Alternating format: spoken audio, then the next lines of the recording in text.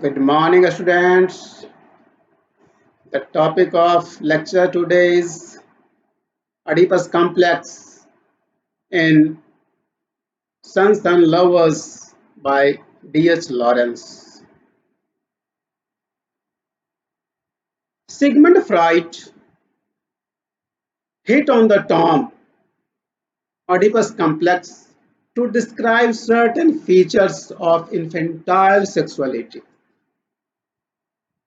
In Oedipus complex, a son feels attracted towards his mother, and in Electra complex, a daughter feels attracted towards her father unconsciously. D.H. Lawrence is said to be suffering from Oedipus complex. He was born at Eastwood, Nottingham in 1885 and died in 1930.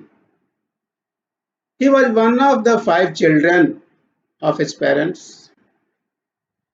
His father was a miner, barely literate, and his mother, an ex-school teacher, increasingly dissatisfied with her husband's cultural level. In his childhood, Lawrence was physically very much weak and often suffering ill. Later on, tuberculosis developed in him.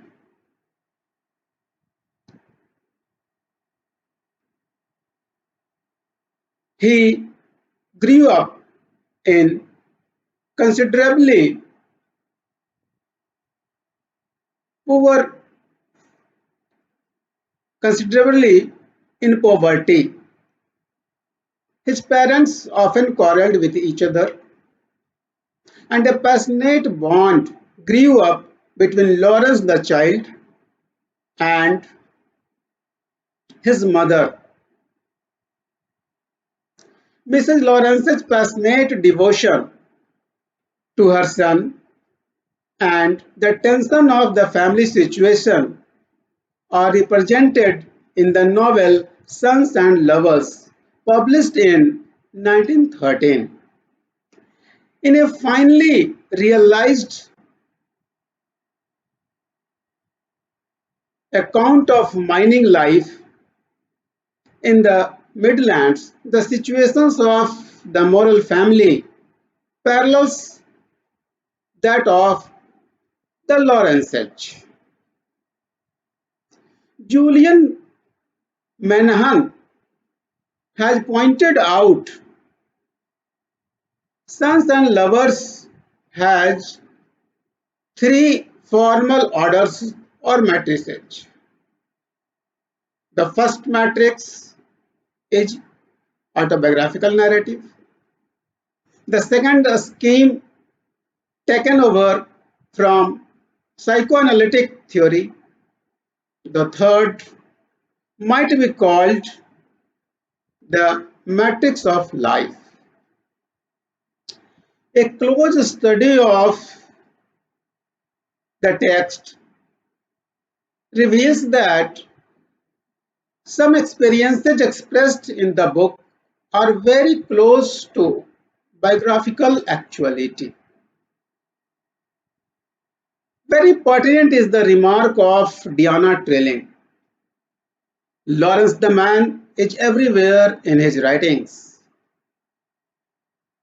Sons and Lovers, unlike Kangaroo, gives a living picture of the life of Lawrence. It spans a range from childhood to maturity through adolescence. Mr. Morrell represents his father, who was a coal miner, uncouth and unambitious. Mrs. Morel represents Lawrence's mother. Mrs. Morel is a woman of some education with a strong conviction of superiority to her husband. The early section of the novel records how his childhood home was tormented by poverty, his father's drinking, and the unhappy relationship of his parents.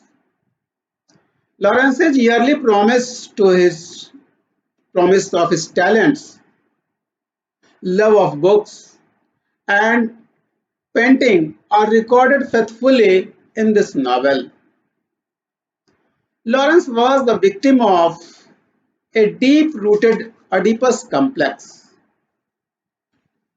His mother, Lydia Lawrence, had a very strong hold on him, and he too responded to the warm urges of his mother like a lover. It was she who gave him life warmth. The relation between Mrs. Morel and Paul Morel, as depicted in the novel, reflects the relationship between D.H. Lawrence and Lydia Lawrence. Mrs. Morel conceives Paul Morel unwillingly out of a loveless relation. She dreads his birth, but the child pulls at her heart and she feels as if the navel string that had connected its frail little body with her had been broken. The child is born. She transfers all her cares and affections from her husband to the child. At the sight of his mother, Paul's heart contracts with love. He exists for her, and whatever he does for his mother. When Morel is admitted to a hospital, he joyfully plays the husband. I am the man in the house now.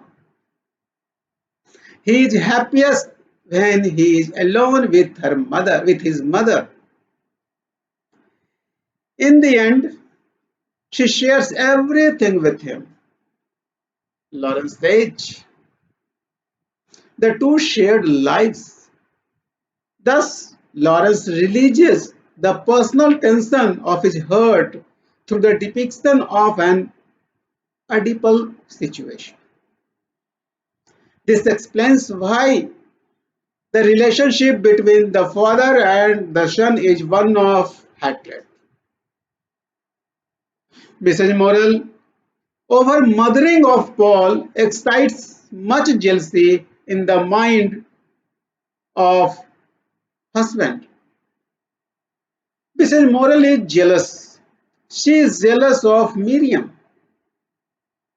She suddenly says, and I have never, Paul, I have never had a husband. Not really. Paul strokes his mother's hair and his mouth is on her throat. She kisses him a long, fervent kiss, which is followed by a gentle stroking of her face by Paul. Such a relation is bound to affect the wholesome sexual relationship with any other women. Paul fails to develop any fruitful relationship with either Miriam or Clara Doss, both spiritually and physically. Paul is glued to his mother. The pull she feels is too strong to allow any further center of attraction in the field to retain any vitality. Paul must be seeking for mother image in his woman. Lawrence has the capacity to make a research into his childhood days by the substantiation of Oedipal situation. He tries to explore the hidden truth in his family experiences, the love of the son for his mother and the love of mother for her son. Mrs. Morel, with her tough realism, her high energy, and her bitter anger at being married to a callous man, is present in the creation of desperate women who live in Lawrence's fiction. So, Morel, the coal miner, with his mute manliness, is to be found in the darkly self protective men of Lawrence's stories and novels. But if Lawrence's heroes and heroines are shadows of his father and mother, they all are variant of Lawrence himself.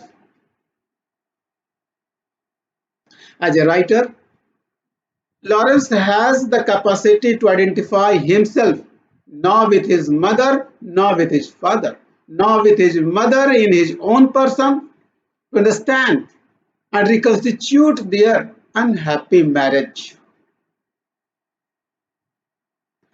The triangular story of love that he tells so exquisitely is a feature of The White Peacock or The Lost Girl.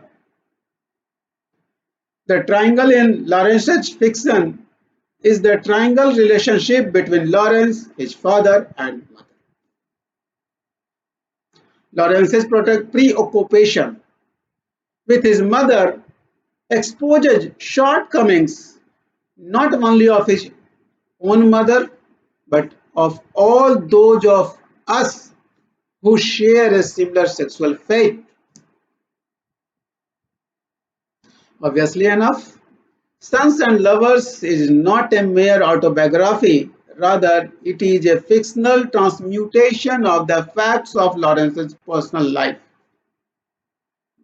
In transmuting the personal confessions into an art form, Lawrence comes closer to Dickens.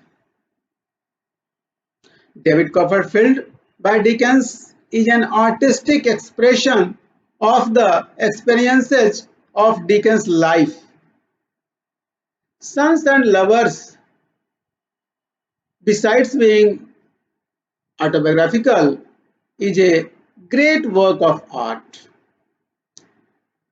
The novelist raises his personal life to that artistic level from where it turns out to be a universal comment on all those tragedies and frustrations that men and women have to encounter on account of a defective family upbringing.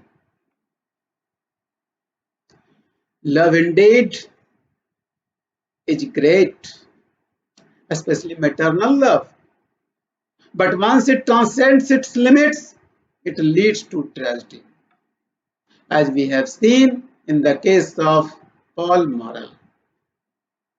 Thus, Lawrence gives an autobiographical truth about present-day civilization, pursuing power to the utter neglect of the inner flame, as Lawrence suggests, proves tragic. Thank you.